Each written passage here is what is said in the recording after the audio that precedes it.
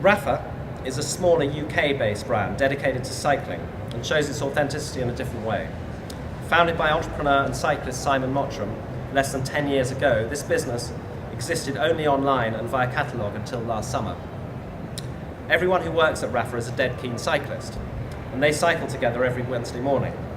When they started thinking about stores, they decided to open 2 temporary cycle clubs for the summer, one in Clerkenwell, London, and one in the Bowery, New York.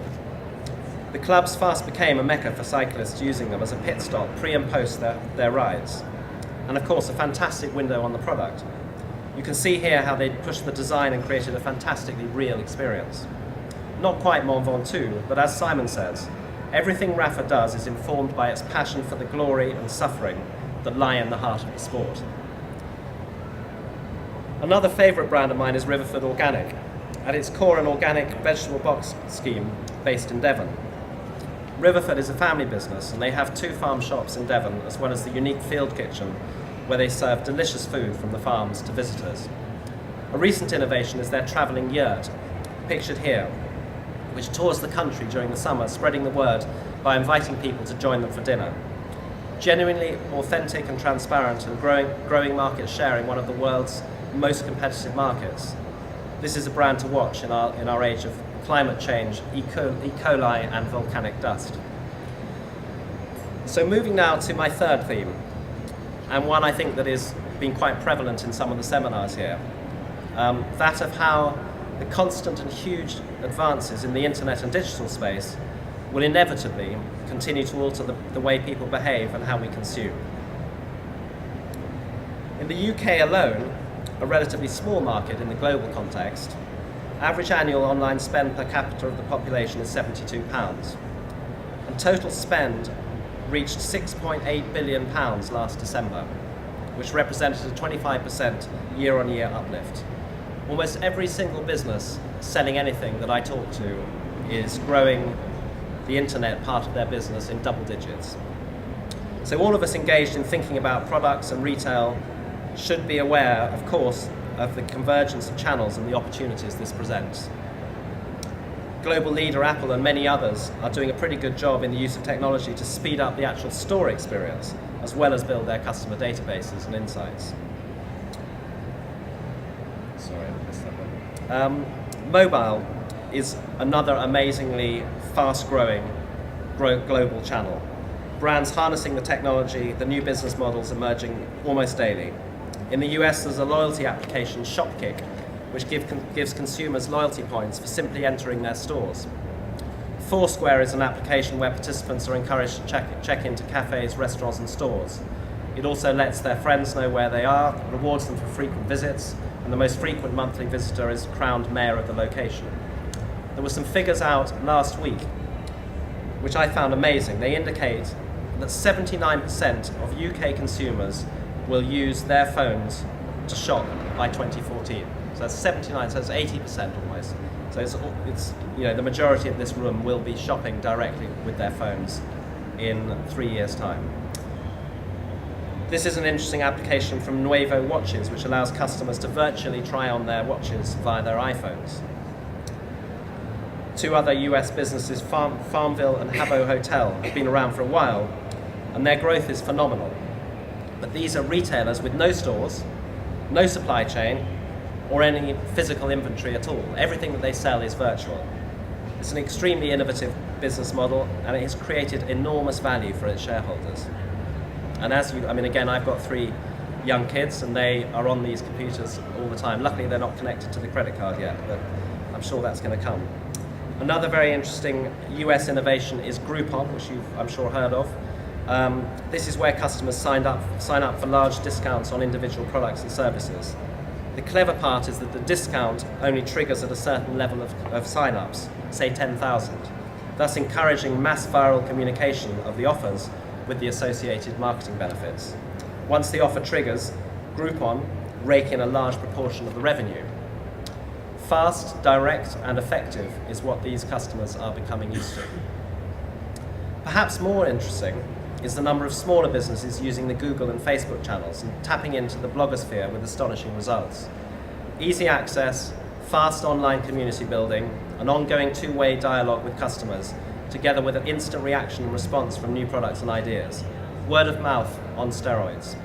But take note, this is very clearly a two-way street, and the positive impact can easily be turned negative with considerable consequences. Transparency is non-negotiable in this new cloud-based world. And for an indication of the value placed on digital-savvy customers, look no further than the recent Skype, Groupon, and LinkedIn valuations. Know the dress? My fourth and final theme is creativity. A broad, and some would say, an intangible area, and one which successful businesses have demonstrated for many, many years. And so, for the purposes of today, I thought a few examples of creativity in action from retailers and shopkeepers around the planet would be enough to just get the creative juices rolling. I'm sure some of you guys have been to Merci in Paris. It's just off the Marais. It's already become very well known for its sense of theatre, and I was there the other day, and it constantly changes. It has this amazing central installation. Fantastic. This is just in the courtyard in the entrance. I mean, what's really interesting in this for me is that on closer inspection, the theatre and wow factor is not actually expensive to achieve. They're using very creative, craft-based and collaborations with artists in order to kind of deliver some amazing VM. Of course, what it does require, which is sometimes lacking, is imagination, and these guys have got that in spades. At the other end of the spectrum, in Paris as well, some of you may have seen this if you've been there, the mighty Hermès, whose new store is built in a former swimming pool. And even you can see at the luxury end of the market, a pantomime horse made out of paper takes centre stage. So I'm sure that's not due to budget cuts either. A few other ideas from a great website which I encourage you to have a look at, called springwise.co.uk, which looks around the world at some of the most exciting and creative new ideas around. This is one that I thought was fun, Lemonade. It's a drinks company which only uses organic ingredients from fair trade cooperatives and donates a percentage of profits to the communities who grow the ingredients, and the branding I think is superb. But again, back to the Patagonia 1% for the planet, I think that connection with the people who are making your goods and who are working effectively for all of us is really important. Kilo Fashion is a new pop-up store in Milan which sells clothes by the kilo.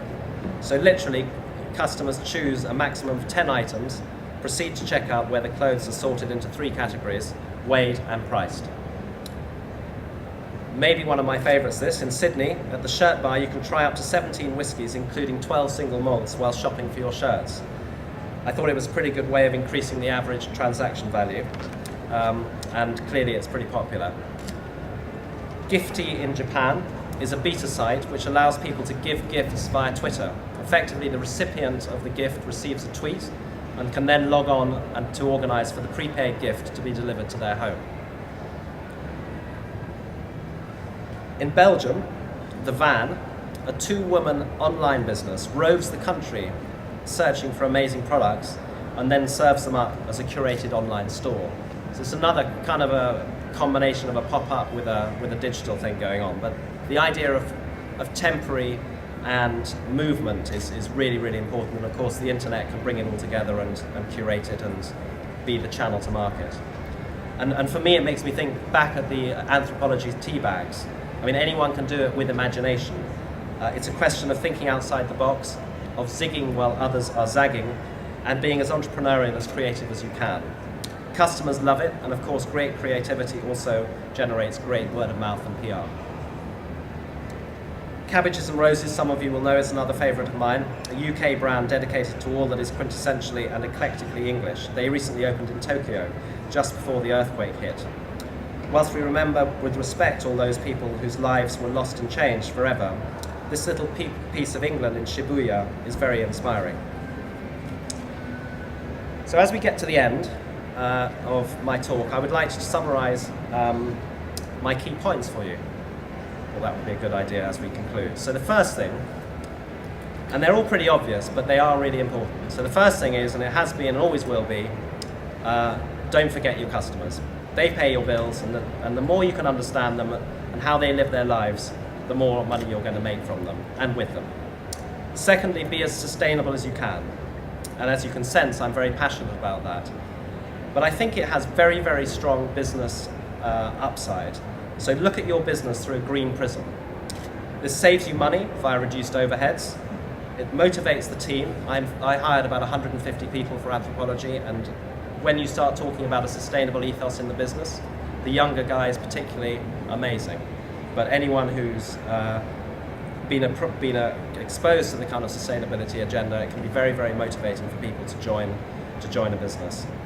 And I think it also gives you competitive advantage. Without a doubt, it gives you competitive advantage in your market.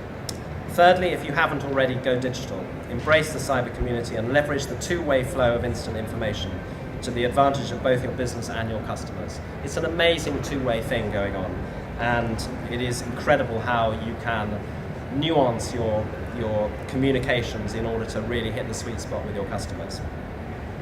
Fourthly, be creative. Creativity and the will to innovate and surprise will, I believe, continue to mark out the leaders from the followers. And you can see that on the high street. You can walk down and you can see the ones that are struggling and the ones that are being constantly creative and constantly coming up with new ideas. So think about, however big your business is, think about how you can create an atmosphere of inspiration and innovation every single day and encourage those lateral ideas. So I always say to my teams, what are we really going to do? What are the really lateral ideas? What are the exciting ideas that are going to really differentiate us? And what's going to add to your customer experience and may one day revolutionize your business? And finally, I've talked a lot about change, and for some of us it can be quite a scary thing, in particular when economic times are tough. And I guess I've come to the view that there is only one way to look at it, and that is to embrace it and to enjoy the challenges and opportunities which change brings to our lives. And if we can, to anticipate the change which is constantly coming towards us.